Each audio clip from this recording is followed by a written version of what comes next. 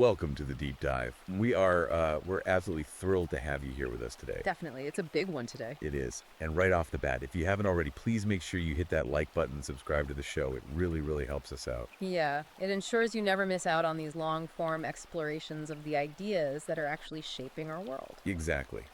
So today we have a mission that is uniquely tailored for a very specific listener. Mm-hmm.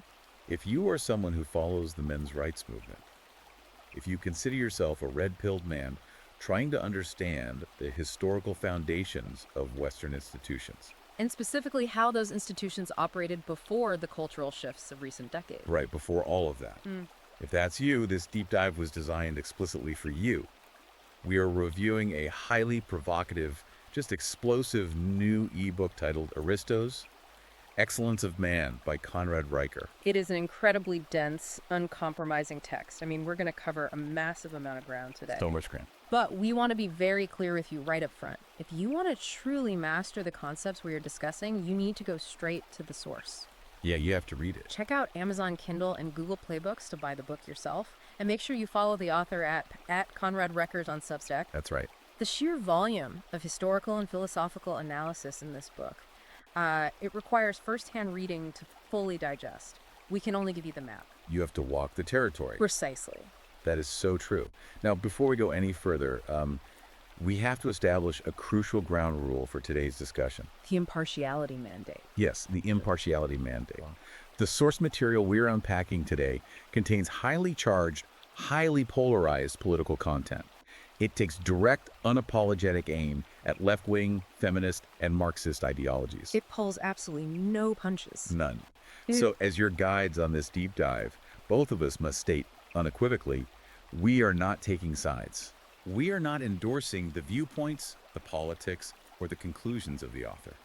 Our mission today is solely to impartially report, unpack, and convey the ideas contained in Riker's manifesto.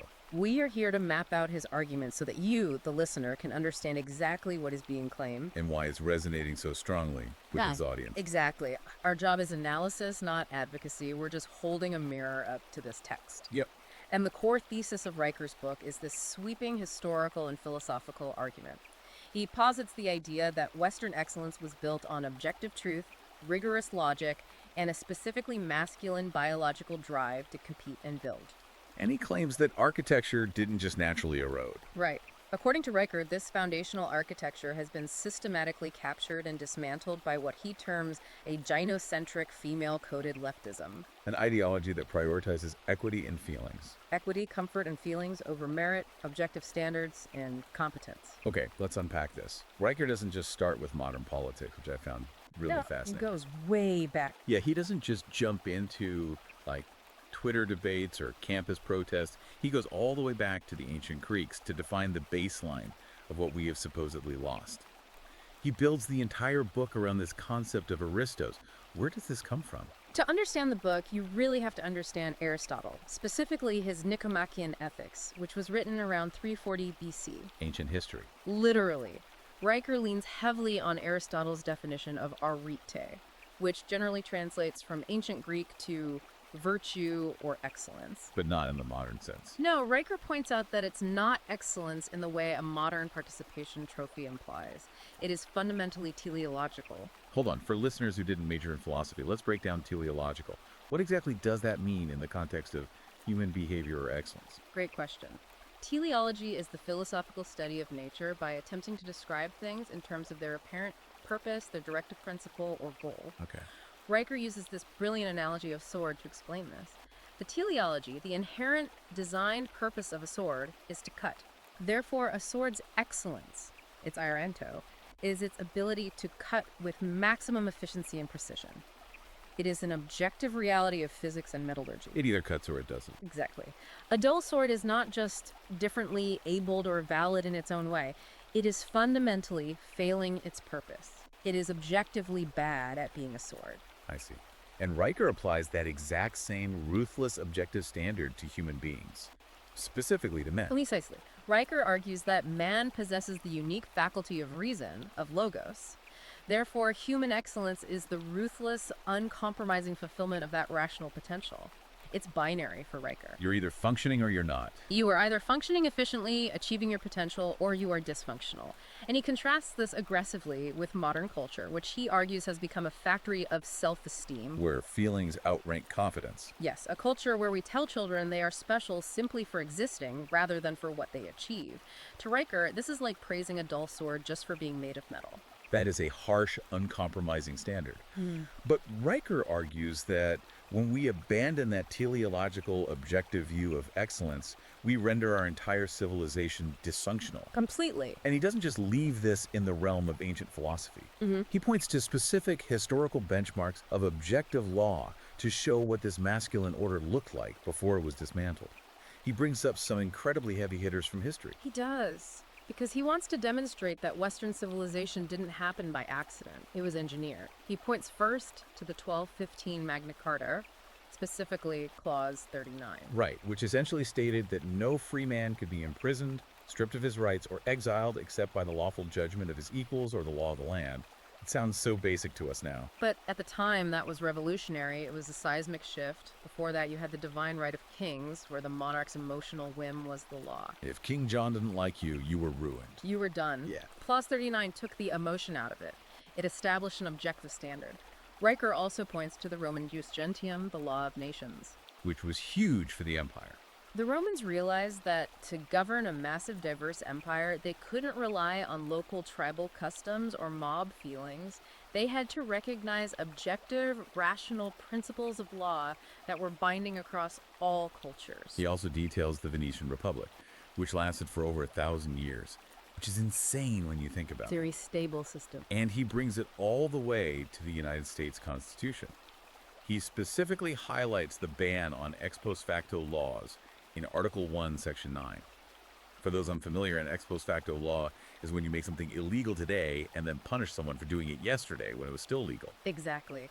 And what's fascinating here is why Riker believes these specific systems succeeded for centuries. He doesn't view the Roman Republic or the Venetian system as perfect, flawless utopias. Yeah. He views them as highly engineered machines. They were designed specifically to filter out the emotional passions of the mob through objective institutional checks. Like a structural firewall against human nature. Yes, a firewall. Take the Roman Republic. It had consuls for decisive action, a senate for aristocratic deliberation and wisdom, and assemblies for the populist energy of the plebeians. Friction. Built-in friction.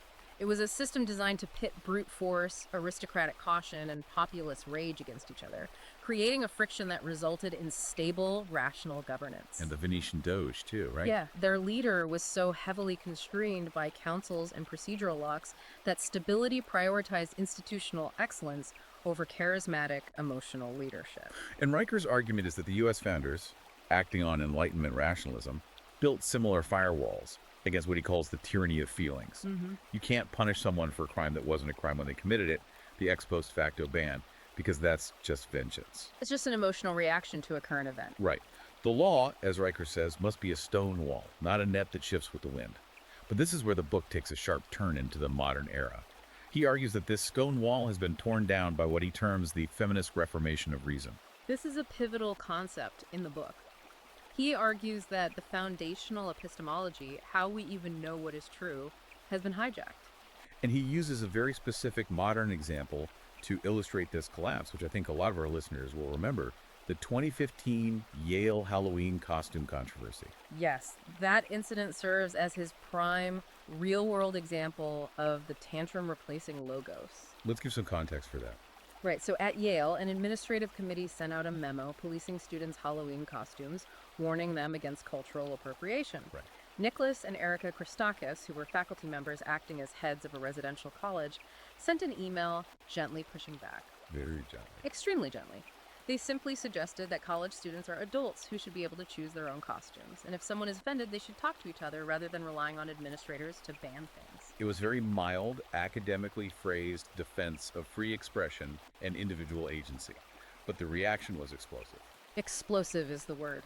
Nicholas Christakis was surrounded in a courtyard by a mob of screaming students. They weren't debating him. No. They were cursing at him, crying, demanding his resignation, and shouting that his job wasn't to create an intellectual space, but to create a home where they felt emotionally safe. It was wild video footage. It was. Riker views this not as a debate about etiquette or costumes.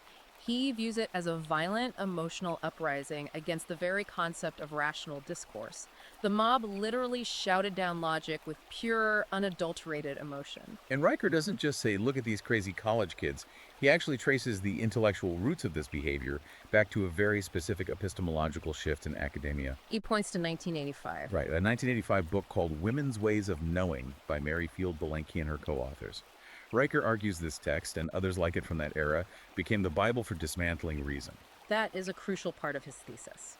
Riker explains that this 1985 book proposed that traditional methods of inquiry, objective, analytical, detached logic, the scientific method, which they termed separate knowing, were actually tools of patriarchal oppression. Logic itself was oppression. According to them, yes. They argued that logic was a male construct used to dominate. In its place, they elevated what they called connected knowing. And connected knowing is based on what exactly? It's a mode of thought rooted in intuition, subjectivity, personal lived experience, and emotional validation. Wow. Riker argues this philosophy successfully elevated feelings to be a superior form of epistemology to objective facts. If a student feels oppressed, that feeling is treated as an unquestionable academic truth. It effectively turns the American classroom into a therapy session where the most traumatized person holds the most authority. Precisely. He pits this subjective way of knowing directly against Aristotle's law of non-contradiction, which states that a thing cannot be and not be at the same time in the same respect. A statement is either true or it is false. Logic 101. Right. Riker sets up a logical syllogism here to show why he believes this feminist postmodern ideology is entirely self-refuting. Walk us through that, because it's a really tight logical trap he sets up. It really is. Riker points out the fatal flaw in the postmodern feminist epistemological argument. The syllogism goes like this. These theorists posit that all knowledge is socially situated. Yep. They say there is no objective truth, only narratives created by power structures. Therefore, all knowledge is a social construct and entirely subjective. Okay, following so far. But Riker points out the contradiction. If all knowledge is a subjective social construct, then the very claim that all knowledge is a social construct must also be a subjective social construct. Right. Therefore, their own foundational philosophy holds no objective weight. By their own admission, it is just another narrative. It literally saws off the branch it is sitting on. It eats itself. Yes. Yet, as Riker notes with some dark humor, they continue to scream that they are flying, and institutions continue to treat their subjective theories as unassailable facts. That is a fascinating philosophical takedown. But Riker argues that this isn't just an abstract debate happening in faculty lounges. If the legal system and the educational system can be paralyzed by this ideology, it begs the question, what happens to the actual physical institutions of our society? It bleeds into the real world. It leads right into the next major theme of the book. How this philosophical shift actually captured our real-world systems, starting with what he calls the gynocentric capture of academia. He brings some incredibly stark demographic data to the table to prove this capture isn't theoretical, it's measurable. Yeah, I saw these numbers and they are staggering. He points out that in 1980, male college enrollment in the U.S. was roughly 52%. By 2020, it had dropped to 44%. A massive drop. And he knows there have been massive collapses, specifically among white and Asian males. Now, a mainstream sociologist might say, well, the economy shifted, or women are just outperforming men. But Riker argues this isn't a natural fluctuation at all. He calls it a systematic, intentional evacuation of the masculine mind from the intellectual arena. Yes. He explains exactly how he believes this institutional purge was executed. He points a finger directly at the weaponization of Title IX. Let's explain Title IX. For listeners, Title IX was originally a 1972 law designed to ensure equal opportunity in education, mostly known for funding women's sports. But Riker highlights the April 4th, 2011 Dear Colleague letter issued by the Department of Education under the Obama administration. What exactly did that letter do?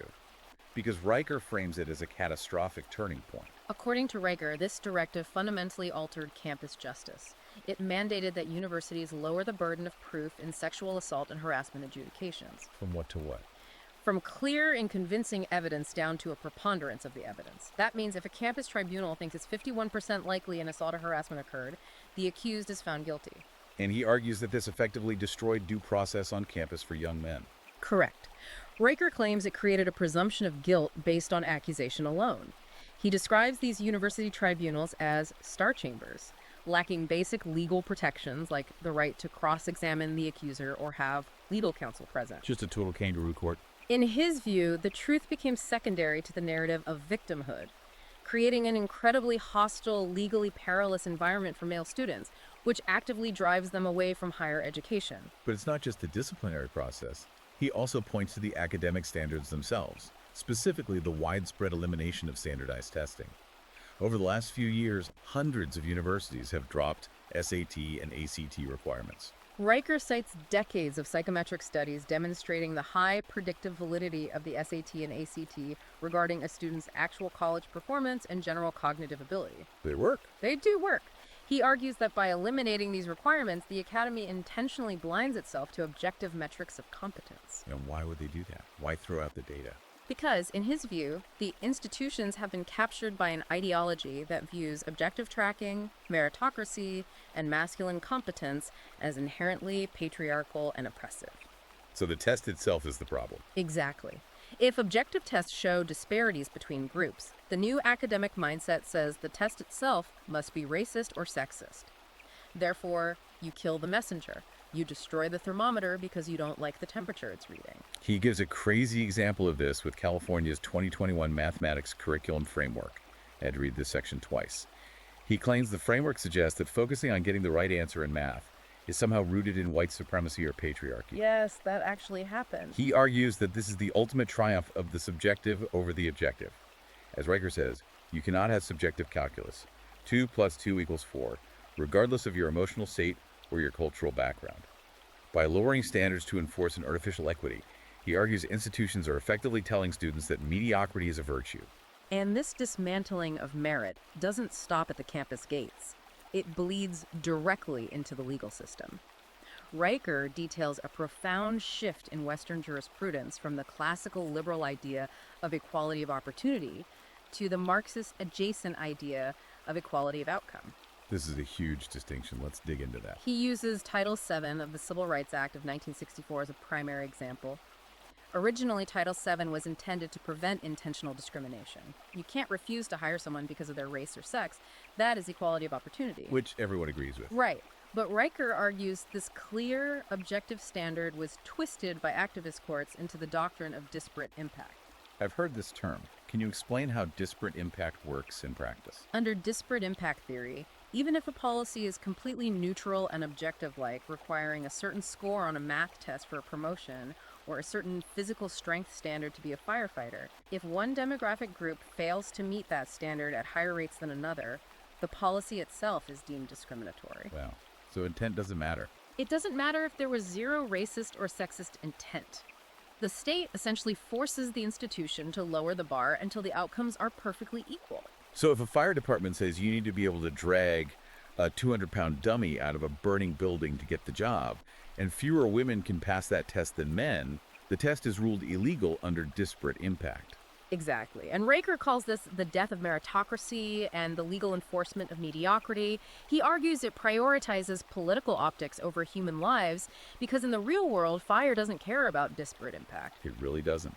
He also brings up a very recent Supreme Court case, the 2020 ruling in Bostock v. Clayton County. Yes. In Bostock, the Supreme Court ruled that the Civil Rights Act's prohibition on sex discrimination also covers sexual orientation and gender identity. Riker argues this was an act of extreme judicial activism. Because it wasn't in the original text. Right. He claims textualism was hijacked to embed modern gender identity theory into federal law without legislative approval. Why does he view this as so destructive to his concept of objective law?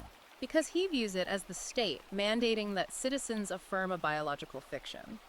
In Riker's framework, biological sex is an objective reality. By legally conflating sex with internal gender identity, he argues the state is forcing society to participate in a lie that erases necessary teleological biological distinctions. He connects this international trend to The European Union's Corporate Sustainability Reporting Directive, too, right? Yes, which forces companies to report on their diversity and inclusion metrics, essentially prioritizing political compliance and social engineering over economic competence and shareholder value. It's a massive systemic capture. But Riker doesn't just rely on corporate policies or Supreme Court rulings to make his point. He provides what I found to be an incredibly chilling, horrifying proof of what happens when compassion and political correctness completely override objective justice.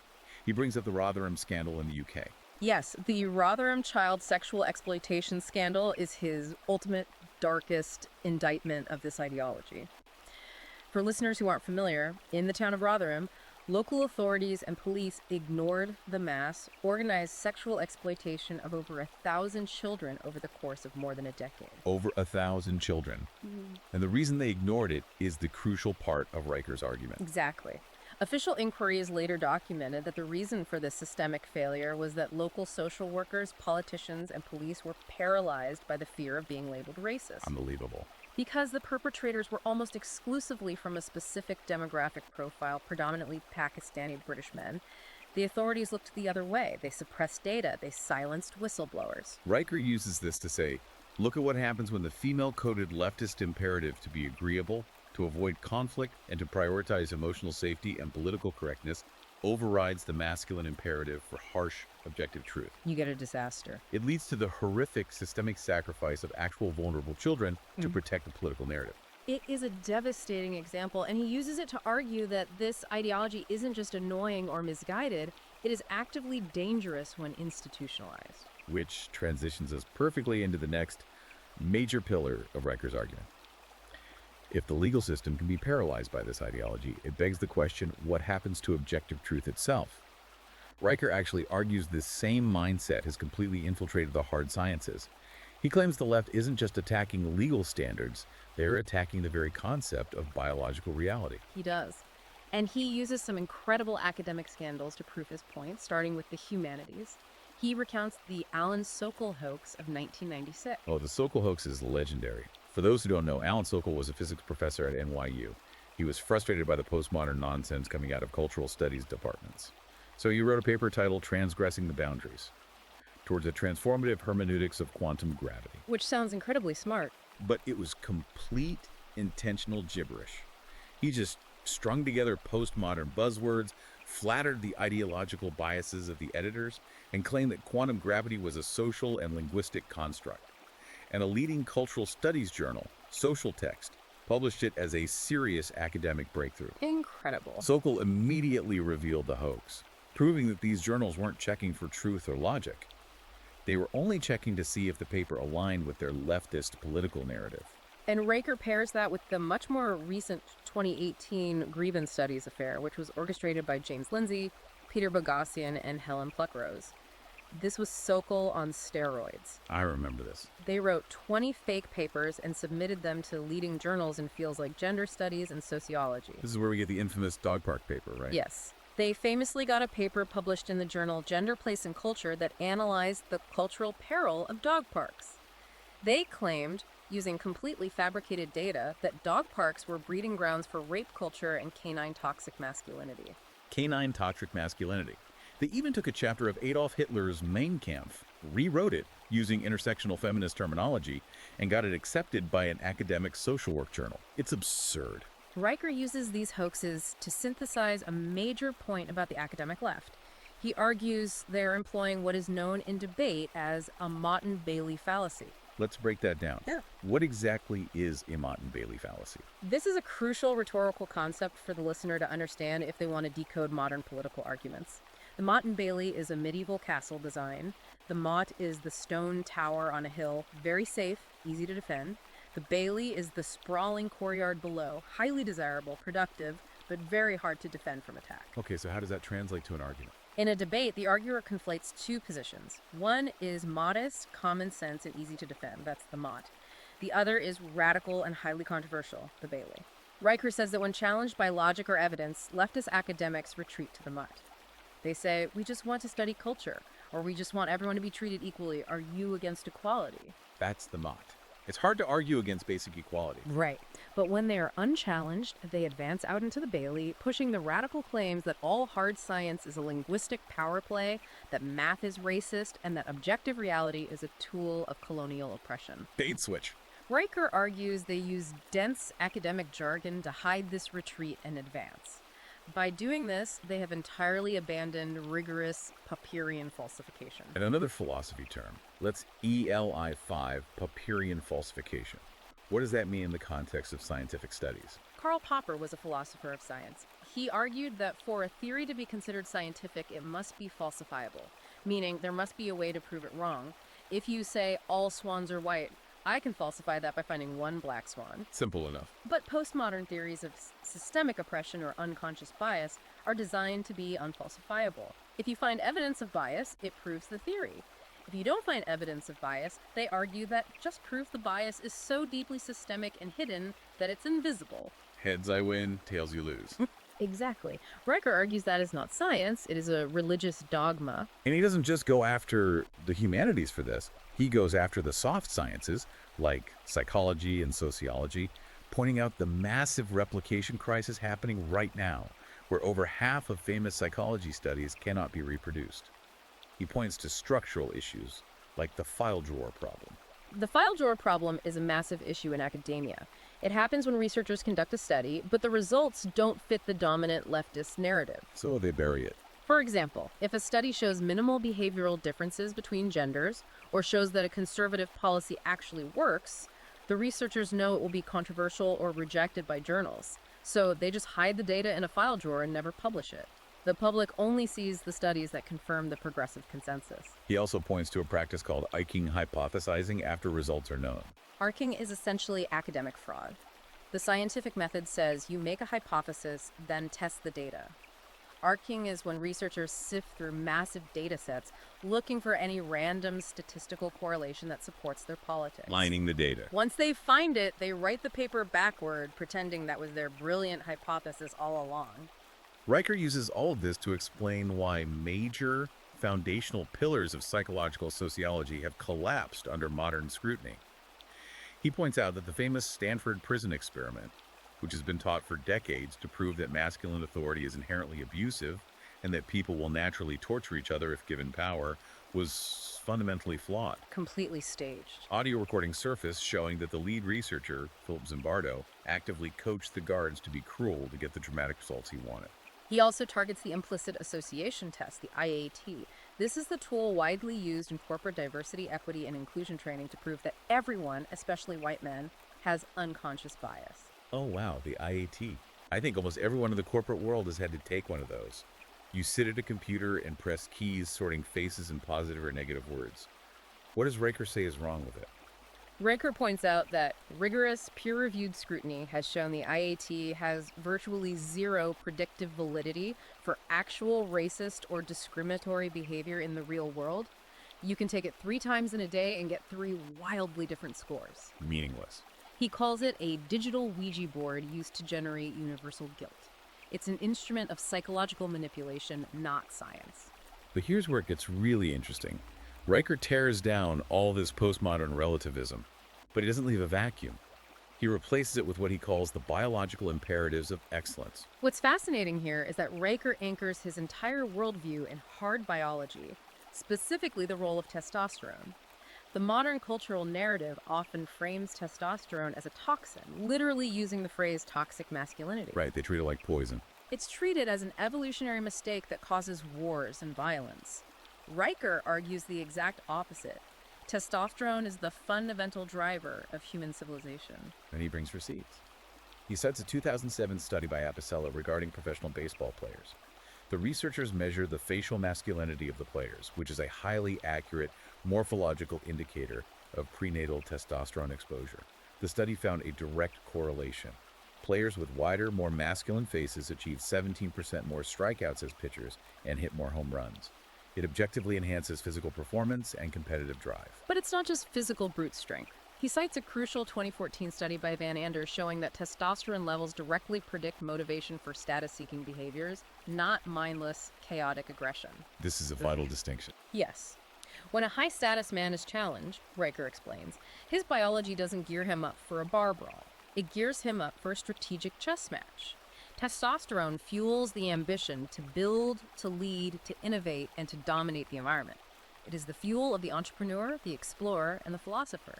It is the foundation of human progress.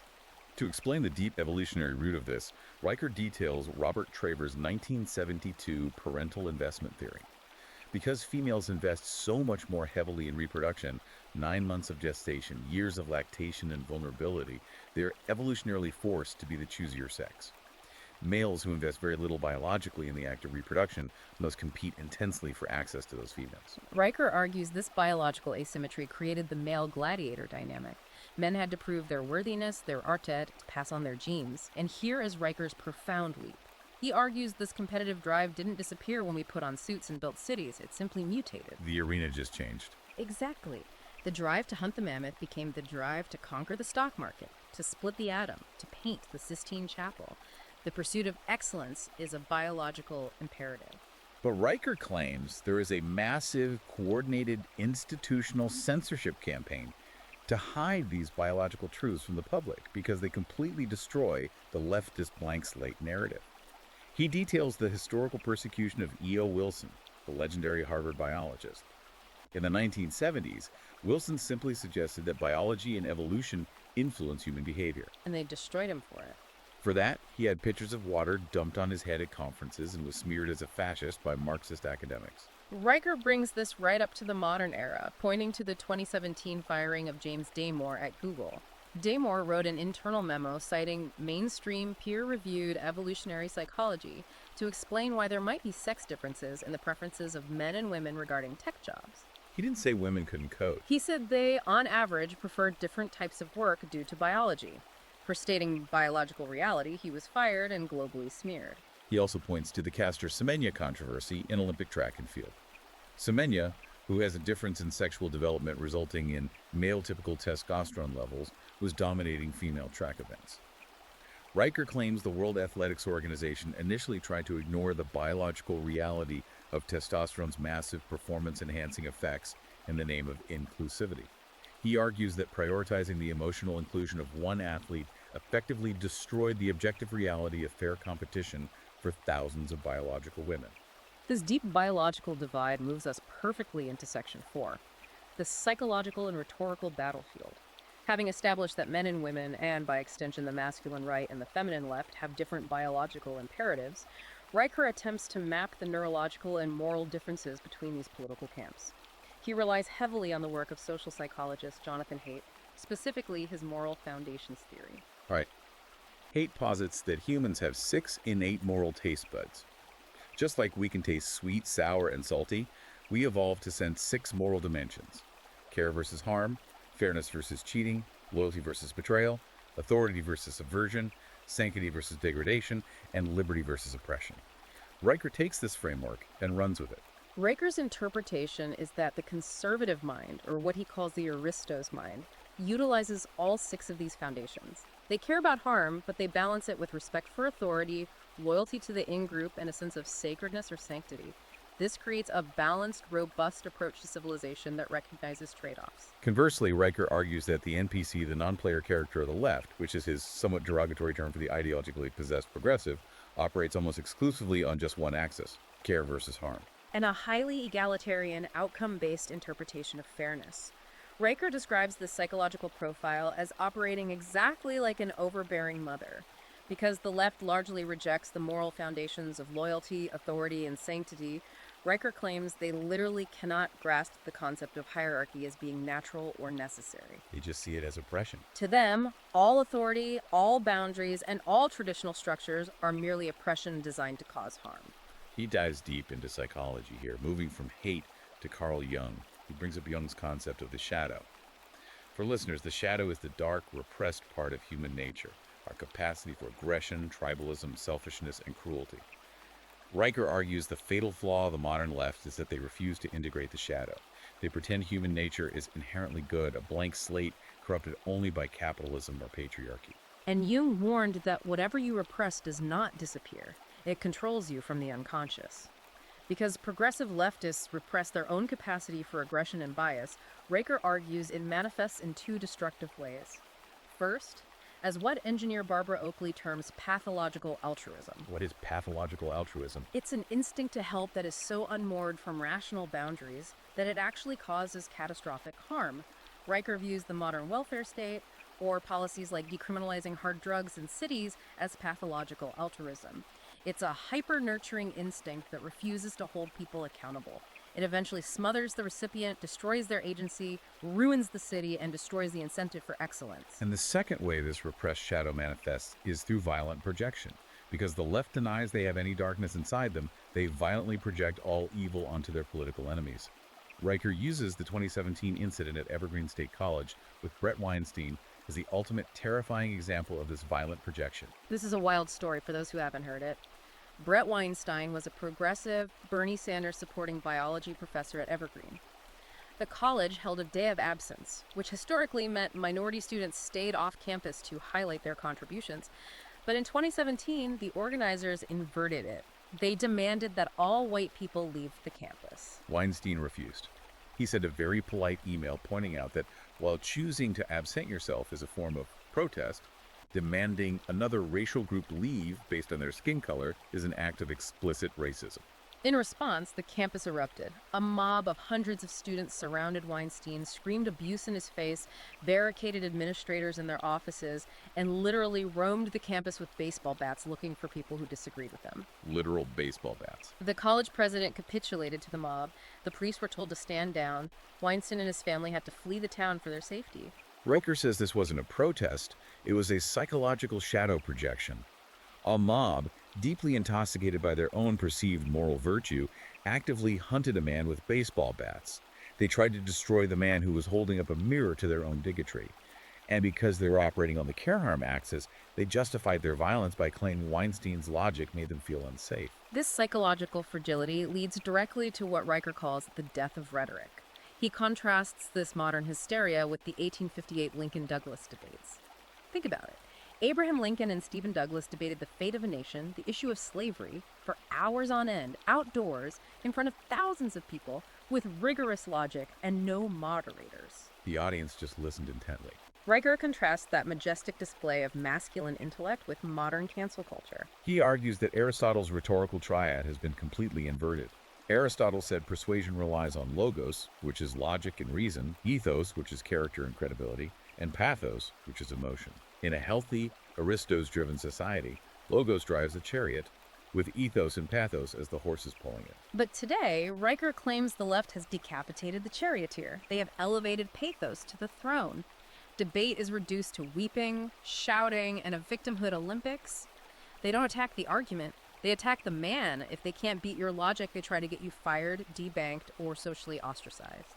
So how does Riker advise his reader to handle an ad hominem attack from an ideologically possessed NPC? Because he doesn't just diagnose the problem, he offers tactical advice. His advice is intensely stoic. He tells the listener, deny them the emotional payoff of your submission. When a mob or a colleague calls you a racist, a sexist, or a fascist because you stated an objective truth, you do not apologize. You do not justify. You do not explain yourself. Why not? Shouldn't you defend your reputation?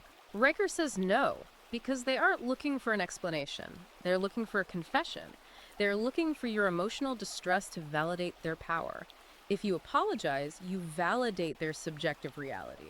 Instead, he says you respond with cold, bored indifference. You look at them and ask, so what? By denying them the emotional reaction they crave, you short-circuit their programming. You meet their emotional hysteria with the immovable stone wall of logos. That is incredibly hard to do in practice, but you can see how powerful it would be. Now let's look at the macro consequences of all this. What happens when this mindset scales up to the level of the economy and the internet? Riker provides a highly contrarian view of the 2008 financial crisis. He does. The conventional narrative, the one we all learned, blames predatory capitalism, greedy Wall Street bankers, and complex derivatives. Riker argues it was actually a failure of social engineering. He traces the root cause to the Community Reinvestment Act of 1977. Okay, I have to push back a little here, or at least ask how Riker justifies this.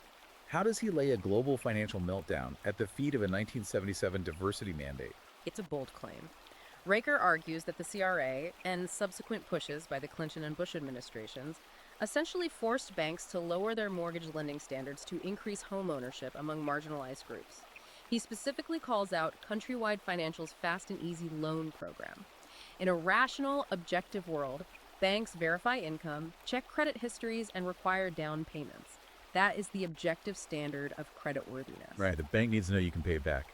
But Riker says Countrywide, pressured by federal mandates and the desire to hit diversity quotas, abandoned objective creditworthiness.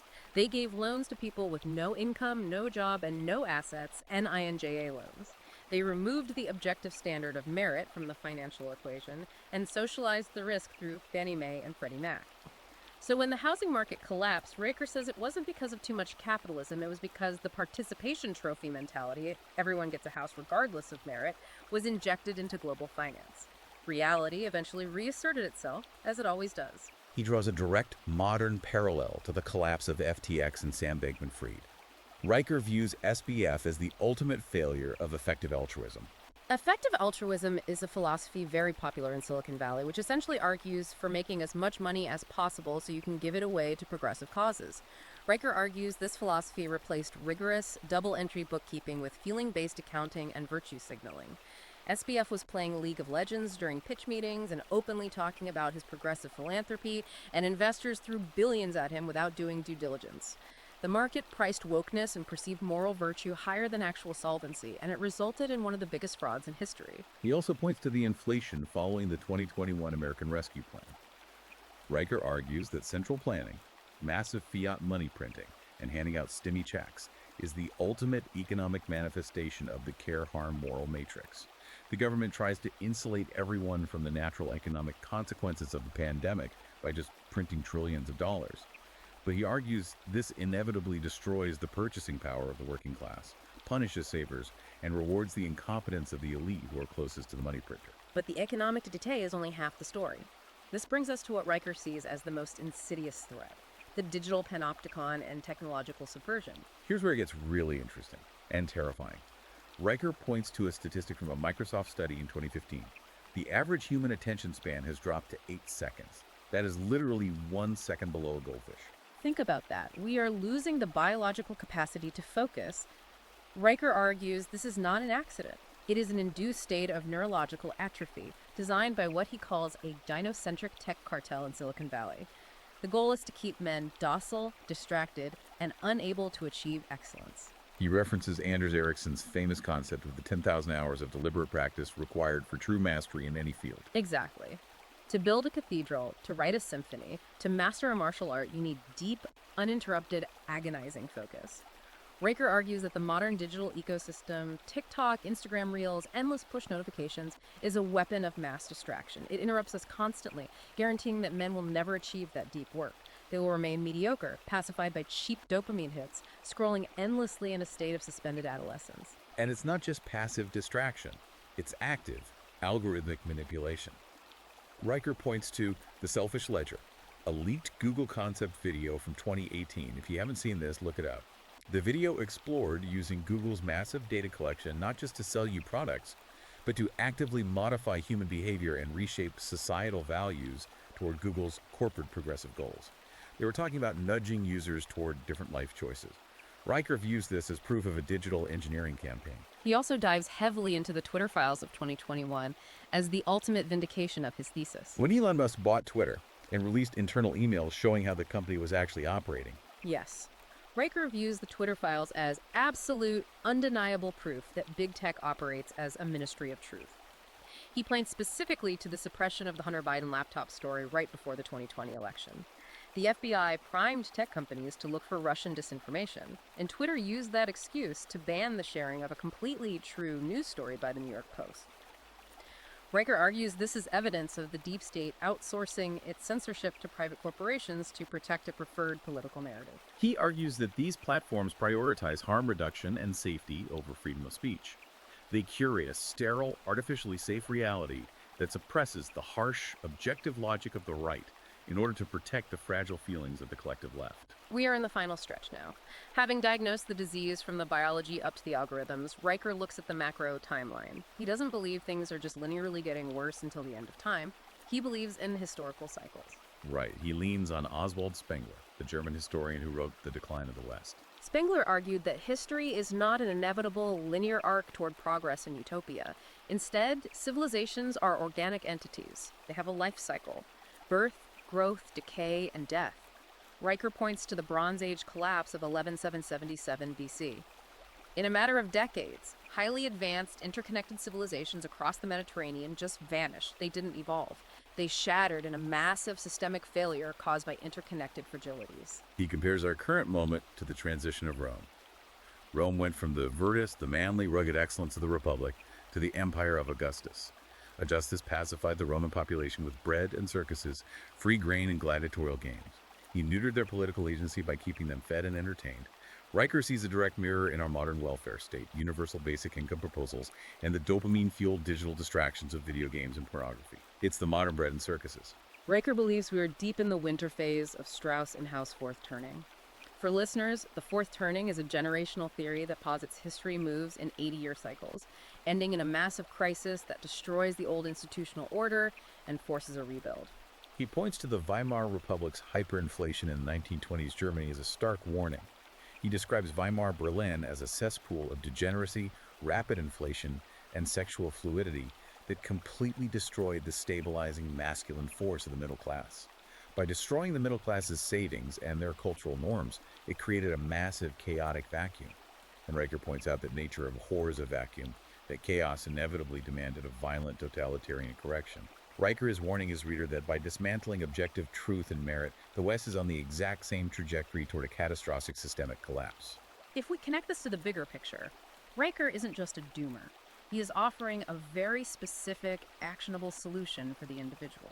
He calls it the praxis of excellence for the red-pilled man. Since he believes the macroorganism of the state is rotting from the inside out, he advises the listener to stop wasting energy petitioning a broken system.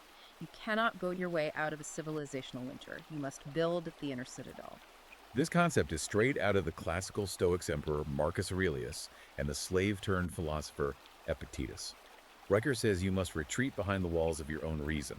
You guard the gates of your perception. You cannot control the madness of the university or the algorithms of big tech, but you can control your own mind and your own habits. He combines this ancient stoicism with Nassim Nicholas Taleb's modern concept of anti-fragility. Anti-fragility is the idea that some things don't just withstand chaos and stress, they actually gain from it. A glass is fragile, it breaks when dropped. A rock is robust, it survives the drop. But a muscle is anti-fragile. When you stress it by lifting weights, it tears and grows back stronger. Riker wants his readers to become anti-fragile. Practically speaking, how does a modern man actually do this daily? Riker gives some very specific lifestyle prescriptions. He does. Building the inner citadel isn't just a metaphor, it's a physical routine. He heavily advocates for practices like the Wim Hof method, deliberate cold exposure, taking ice baths, and hypoxic breathing. Why ice baths? Because it forces biological resilience. It artificially induces a stress response, and by controlling your breath in the freezing cold, you train your mind to remain calm and logical during extreme physical panic. It rewires the brain away from the cheap, unearned dopamine of the digital world and forces you to confront harsh reality. He stresses the absolute necessity of delayed gratification, whether in fitness, finance, or relationships, as the ultimate predictor of success and the hallmark of the Aristos mind. He even advises men to become what he calls samizdat archivists.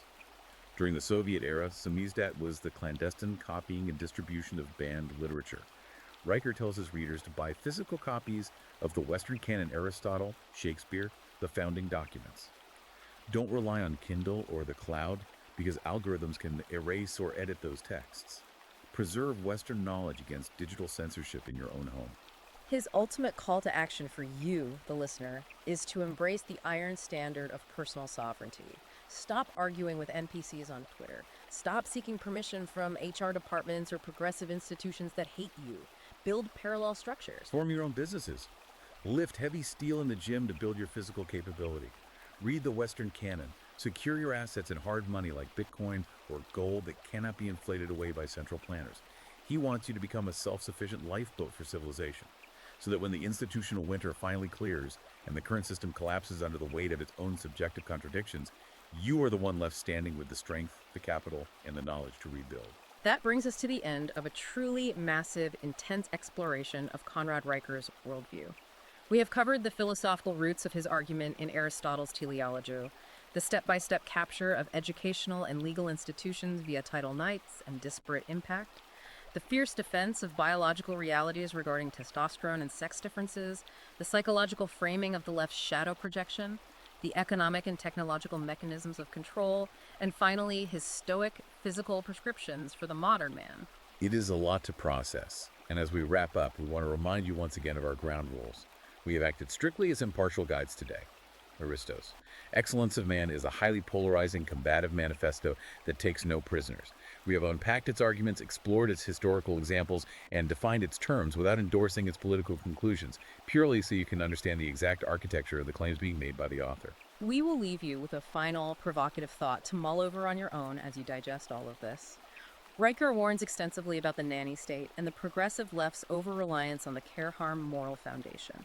If algorithmic technology and artificial intelligence continue to advance exponentially, eventually perfectly simulating and automating that absolute care and safety for the population, essentially wrapping humanity in digital bubble wrap where no one can ever fail or feel offended, will the pursuit of raw, uncomfortable, physical, masculine excellence become the only verifiable proof of human consciousness left in the digital age? Wow, that is definitely something to think about.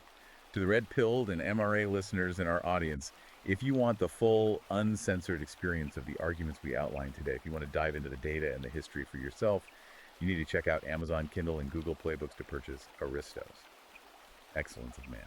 And be sure to follow the author directly at @Conrad Riker on Substack, Twitter, and YouTube to stay up to date with his ongoing analysis and writing. Finally, please make sure to like this video and subscribe to the deep dive to ensure you never miss our in-depth explorations of the ideas shaping our world. Thanks for joining us for this massive journey. We will see you next time.